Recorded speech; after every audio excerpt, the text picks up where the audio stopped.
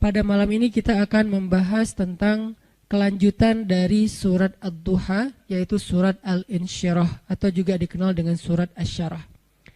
Judulnya memang agak sedikit bebas, yang jelas nanti temanya akan berkaitan dengan surat tersebut tentang gimana caranya biar sesuatu yang bikin kita tadinya nggak rela jadi rela. Gimana caranya kita rela seseorang yang dekatnya dengan kita tapi nikahnya sama orang lain. Soalnya saya juga nggak rela. Enak aja. Gimana caranya kayak gitu? Maaf ya, saya belum pernah ngerasain sakit sejauh itu, sedalam itu. Sesakit-sakitnya saya masih ada obatnya. Sekarang udah terobati. Apaan sih? Gimana caranya kita bisa rela kalau pas kita berdoa minta sesuatu, Allah malah ngasih kita ujian. Kita lagi getol-getolnya meminta kepada Allah tentang sesuatu yang kita lagi kepengenin banget. Tiba-tiba Allah malah ngasih yang sebaliknya. Gimana caranya biar kita rela kalau kita ditolak dengan bahasa yang lembut? Kalau kita ditolak dengan alasan-alasan yang kadang-kadang gak masuk akal. Kalau kita ditolak alasannya misalnya kayak kita kayaknya gak cocok soalnya hitung-hitungannya gak dapat misalnya. Atau karena mitos-mitos tertentu. Atau orang tuanya kayak gak sreg gitu sama kita. Padahal kita udah berjuang untuk caper-caperan habis-habisan. Modalnya juga udah keluar banyak. Tapi ditolak, gimana caranya kita rela atau lega? Gimana biar kita lega?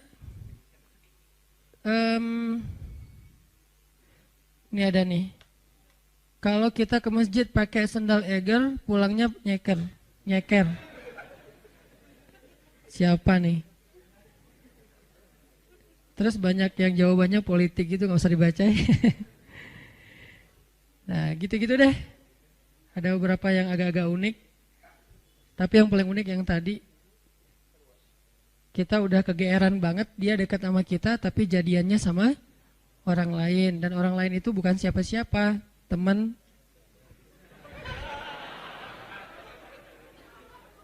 Nah, itu jahat banget. Gimana caranya kita bisa rela? Pernah nggak teman-teman mencoba untuk melakukan sesuatu yang kita tuh udah siap-siap bakal gagal? Kayaknya bisa dipastiin nggak akan berhasil. Contoh, kita kayak mau ngedatangin seorang calon mertua yang anaknya itu idola kampus banget, atau idola sekolah, atau teman masa kecil kayak Spider-Man atau apalah. Terus kita kayak yakin banget bahwa kita tuh bukan standar orang tuanya dan pasti kemungkinan besar akan ditolak. Cuman kan gak ada salahnya juga untuk mencoba ya. Nah, ternyata ditolak beneran. Nah, gimana rasanya tuh? Apakah kita bisa benar-benar lega dan nggak dendam sama dia? Apakah kita benar-benar bisa ngerasa lega dan akhirnya bisa maafin orang tersebut kalau dia misalnya ngezolimin kita, ngejailin kita, ngecurangin kita, nikung kita? Yang terakhir agak berat sih, yang misalnya dia kayak memfitnah kita, ngomongin kita, mengkomen dengan hate di akun kita, meng-kick kita di grup atau nge-blok kita di nomornya. Bisa nggak kita lega, kita rela, terutama kepada Allah Subhanahu Wa Taala? Karena ada orang yang mungkin sering nggak rela dengan perlakuan manusia, tapi dia masih berusaha untuk rela dengan ketentuan Allah. Yang parah tuh sampai ke Allah juga nggak rela. Dia nggak rela ketika Allah memberikan dia satu ketentuan. Bahkan nikmat pun kadang nggak rela. Dikasih nikmat sekian dia berharapnya lebih. Dikasih nikmat begini dia berharapnya begitu. Dikasih fisik yang ini dia berharapnya kayak gitu. Dan seterusnya. Kadang-kadang masalah rambut aja dia nggak rela. Belum lagi nanti masalah kulit. Belum lagi nanti masalah tinggi badan, masalah apa segala macam yang sifatnya emang takdir dia diciptakan kayak gitu. Beda dengan mungkin kalau yang masalah-masalah, katakanlah misalnya kayak sesuatu yang sifatnya karena usaha kita kayak berat badan atau jerawatan atau apa, ini kan relatif ya. Tapi kalau emang udah takdirnya kayak gitu, dia nggak rela. Termasuk dia nggak rela dengan ketentuan Allah, dia seorang laki-laki sehingga dia pengen jadi ya transgender gitulah, pengen jadi cewek, terus dia cewek pengen jadi cowok, terus dia bingung gitu, kok dua-duanya nggak enak ya, terus saya jadi apa gitu kan ya. Nah, ini nggak rela gitu kan. Nah ini semuanya adalah tentang syarhus sadar, berlapang dada. Berlapang dada pertama yang paling penting adalah berlapang dada terhadap ketentuan Allah, yang kalau dalam bahasa fikihnya kadang disebut dengan istilah takdir. Disebut dengan istilah takdir. Atau berlapang dada dengan sikap-sikap orang kepada kita. Seberapa besar lapang dada kita sehingga dada kita itu muat dengan kesalahan orang. Makin lapang, makin banyak kesalahan orang yang muat di dalam dada kita. Nggak sampai bikin kita nyesek. Jadi ada kesalahan masih lapang. Nggak nyesekin kita, jadi kita masih santai. Kan orang kalau lapang, sebutlah kita kayak di sebuah ruangan atau di mobil aja nih. Kebenaran mobilnya mobil city car yang memang dua row gitu, seatnya cuma 4 orang. Nah kalau masuknya cuma kita driver nih, masuk 1 orang teman, kita merasa sempit nggak? Enggak. Atau kita jadi penumpang sama driver, masuk seorang teman masih biasa. Masuk yang ketiga jadi 4 orang sekarang masih biasa. Masuk yang kelima, yang keempat jadi 5 orang, mulai agak-agak gimana gitu, apalagi duduk di belakang kan ya. Nah kebayang nggak kalau mobilnya bus?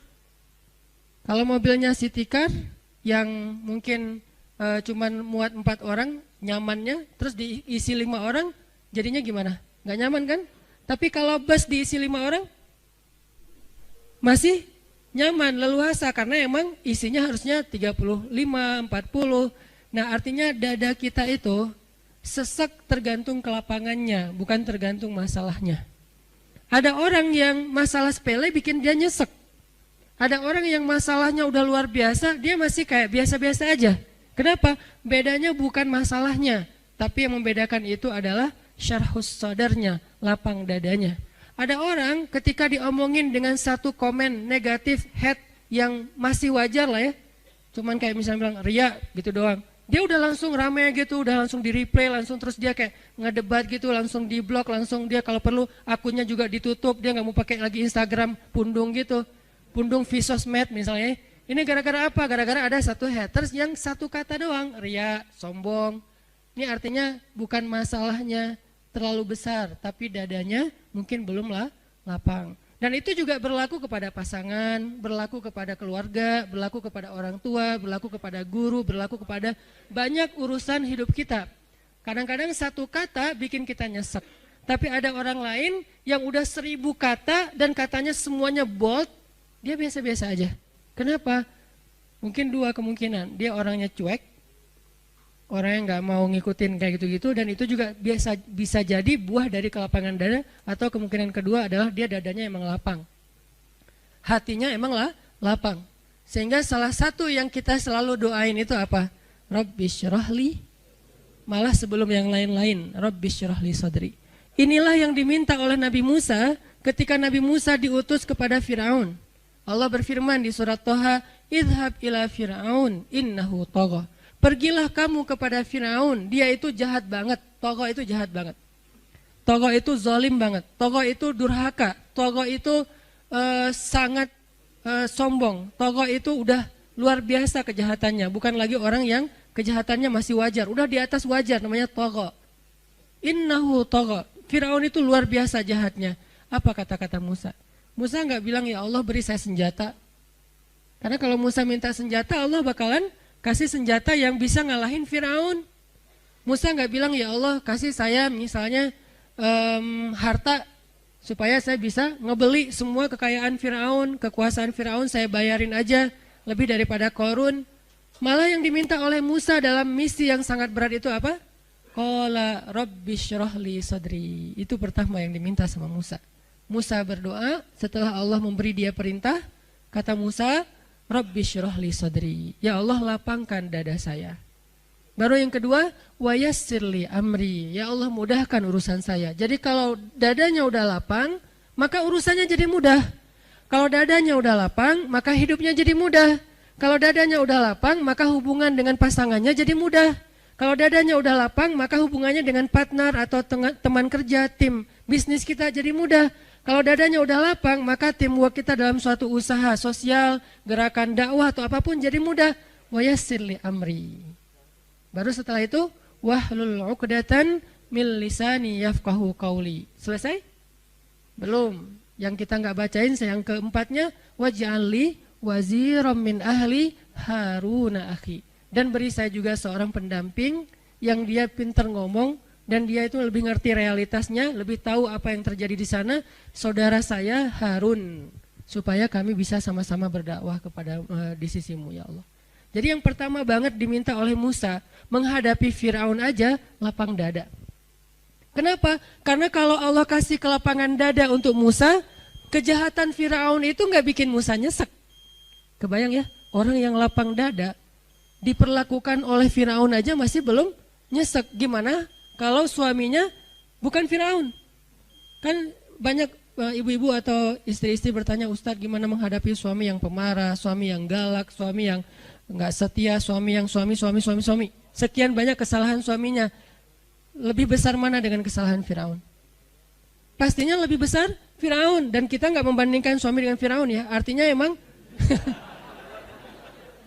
ya jauh lah insya Allah. Ini bukan dalam masa dalam niat membandingkan. Tapi kalau kesalahan Firaun aja dengan kelapangan dada Musa tidak pundung, Musa tetap bisa bersabar, Musa tetap bisa menuntaskan misi dakwahnya, berarti lapang dada itu penting banget dalam hidup kita teman-teman. Sampai dengan kelapangan dada bisa menghadapi orang sekelas Firaun, berarti kan lapang dada itu penting banget ya. Yang kalau di bawah Firaun pasti akan lebih lega lagi nih. Di Firaunin aja lega, di Firaunin. Jadi diperlakukan oleh Firaun aja masih lega, itulah yang diminta oleh Musa. Ini menandakan bahwa lapang dada itu salah satu doa yang paling penting untuk kita.